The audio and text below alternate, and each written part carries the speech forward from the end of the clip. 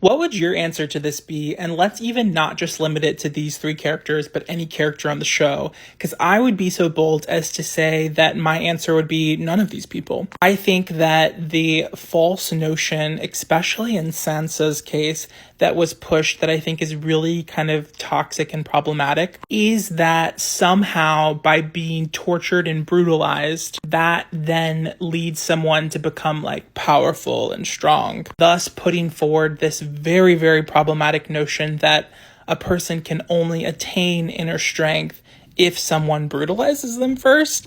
I would say similarly with Theon, this is kind of the arc, although his arc is actually, I think, a little bit different. But especially, like, I remember in season 8, there's this moment about the little bird and how she doesn't become a little bird anymore. And I just don't like that trope that like a woman needs to be like horribly treated because that's how she gets her power. It's like, no, Sansa was already like a really smart badass from the beginning, and she could have become just as competent, kind, strong, brilliant, all of these things without enduring all of the things that she endured. And I don't like the substitute of like abuse as development.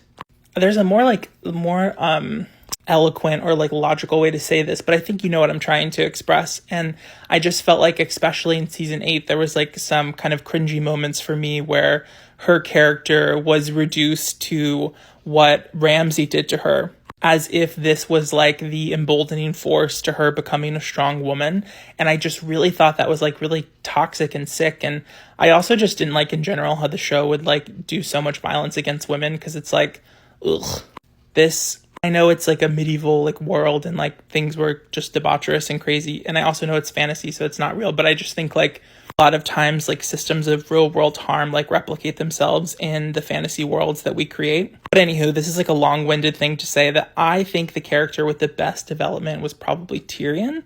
And I think that not only did he have to overcome really interesting and multifaceted childhood trauma with like the neglect from his father, the precarious notion that he had amongst his sibling line, the regaining loss of power and fortune, his relationship with his siblings, his relationships to knowledge, to power acquisition. He also seemed to like overcome his ego. I don't know. I just think that he probably had the most nuanced and complex development. But I wouldn't say that his character is maybe his character is my favorite. I don't know.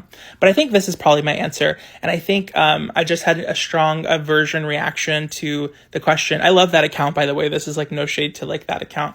But I just don't like this notion that Theon and Sansa, who were like just abused, that's treated as like a development arc, because abuse isn't character development. Like, it's like this notion that like being poor teaches you all these things. It's like, no, being poor just teaches you how to be poor. Like, you don't have to be poor to understand that, like, how unfair the world is. Like, there's these notions that, like, you can only attain knowledge through suffering. And I just think that's not true. I think that's bullshit. And I think that allows so much, like, abuse in our world to happen. But anyways, why am I going on a long tangent about this? Like, maybe I should stop now.